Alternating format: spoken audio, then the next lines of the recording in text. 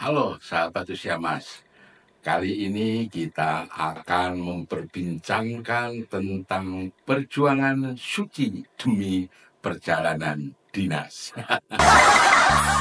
Kaitannya dengan pemangkasan anggaran. Seperti apa ceritanya? Ayo kita saksikan bersama.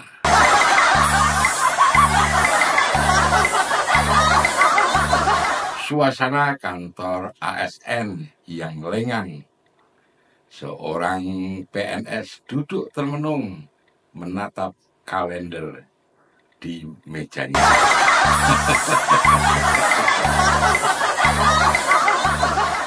Di sudut kantor yang sepi, seorang ASN senior, ya kira-kira usia 50 tahunan lah. Sebut saja namanya Pak Parjo, sedang termenung. Bukan karena beban kerja yang menumpuk, dan bukan karena laporan yang belum selesai.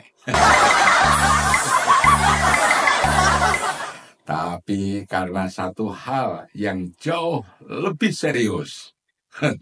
Apa tuh Pak Parjo?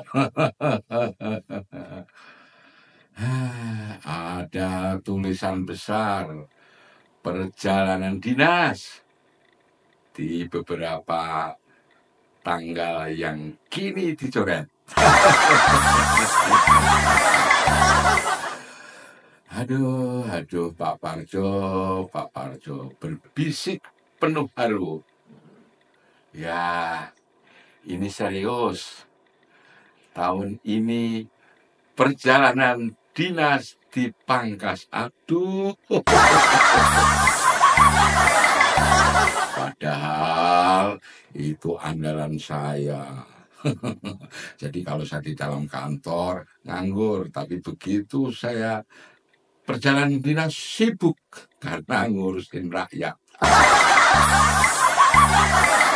Nah, ada teman sejawatnya, sebutlah namanya Bu Siti, dengan wajah empati. Dan Bu Siti menyapa, Pak Parjo, Pak Parjo. Saya turut prihatin.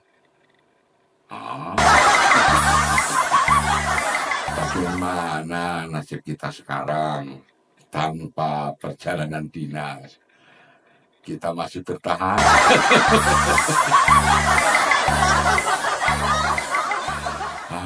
Dengan perbincangan dua orang ini, Pak Parjo dengan Bu Siti, Pak Parjo menghela napas berat. Saya nggak tahu, kita ini sudah terbiasa mengabdi untuk negara lewat perjalanan dinas. Setiap tahun kita berjuang keras untuk bisa rapat di hotel bintang 10 kali. Bukan 5, nggak ada 10, yang ada 5. Mengunjungi daerah-daerah indah dan yang mengumpulkan ilmu dari seminar-seminar. Seringkali ilmunya terlupakan setelah seminar selesai. Ya seminar untuk seminar, dan yang jelas bisa nyari pundi-pundi. Aduh. Bu Siti mengangguk penuh semangat. Benar tuh, benar Pak Parjo. Dulu kita sering rapat tentang pentingnya efisiensi anggaran. Tapi rapatnya di Bali, ya kan? Rapat berikutnya di Lombok. Lalu evaluasinya di Labuan Bajo. Semua demi kepentingan bangsa. Bukan kepentingan bangsa kali, kepentingan dapur kita.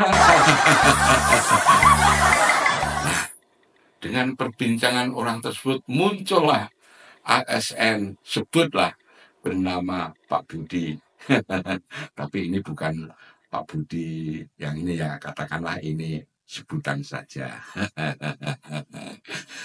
Seorang ASN yang jarang ikut perjalanan dinas dengan ekspresi bingung. Loh, kata Pak Budi. Kenapa kalian heboh? Kan kita tetap bisa bekerja di kantor.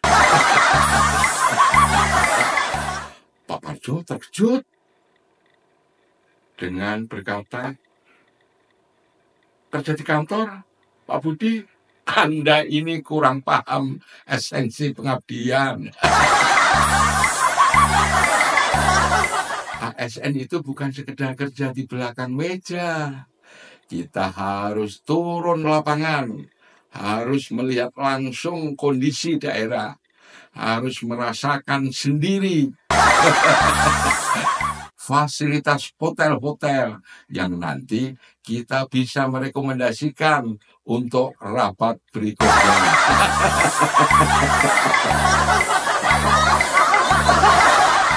Nah, Bu Siti mendukung Pak Parjo.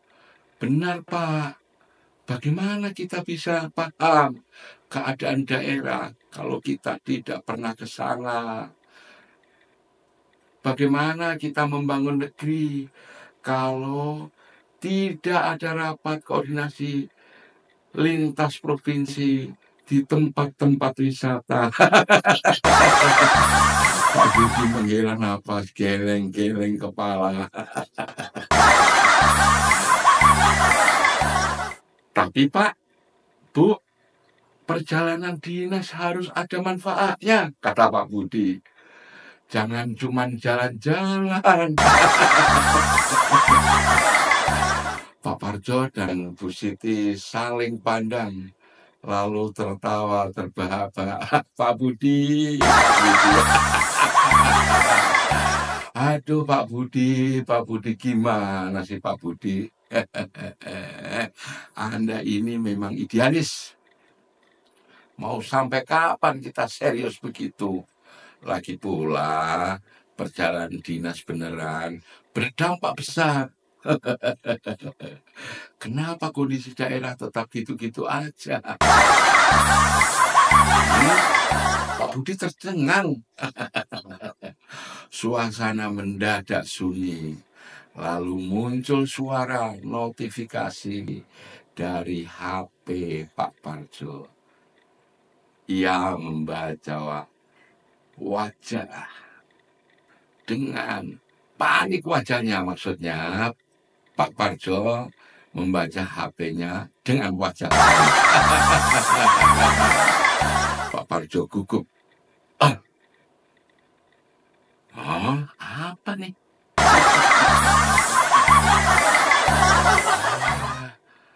Kementerian resmi memangkas anggaran perjalanan dinas besar sekali.